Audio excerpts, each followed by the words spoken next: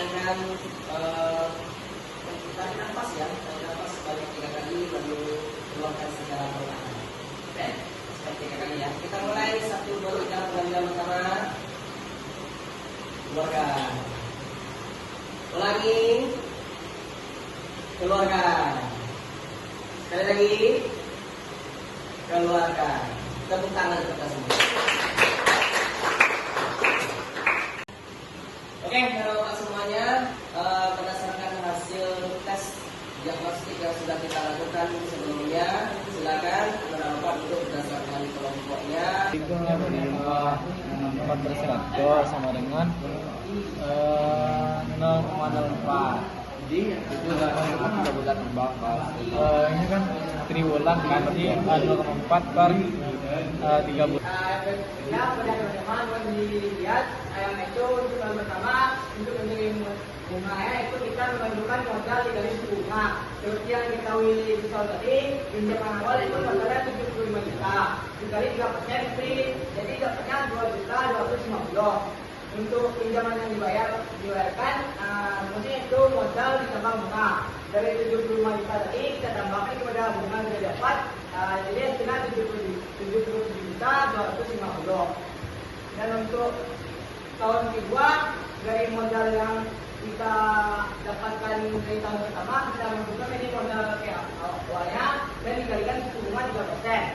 Dan hasilnya itu 2.317.500. Dan untuk pinjaman yang kita dibayarkan dari 77.250 ditambah bunga yang tidak didapatkan, jadinya 79.567.500. Ini ya presentasi kelompok kami. Ada apa yang ingin bertanya?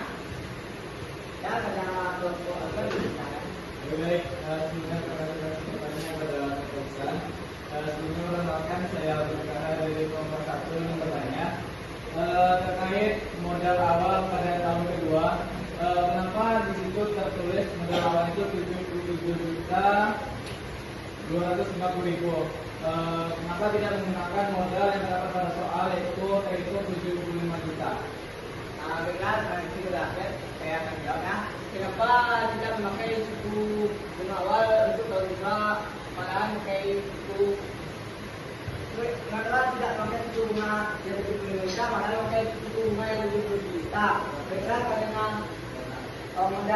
modal awal, benar karena dalam prinsip bunga minimum itu tersebut seperti yang dia tidak disebutkan tadi.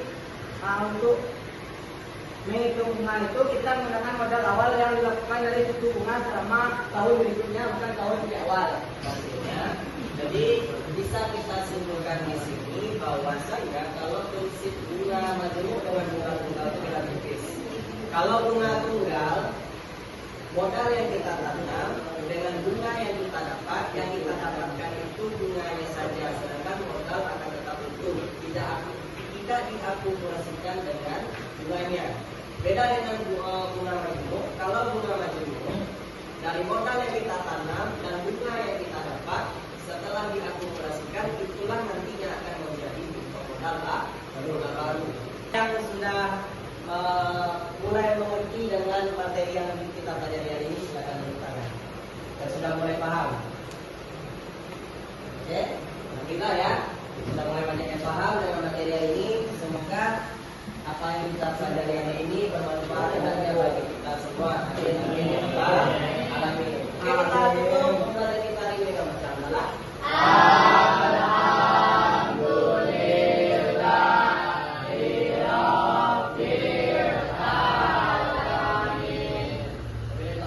Assalamualaikum warahmatullahi wabarakatuh.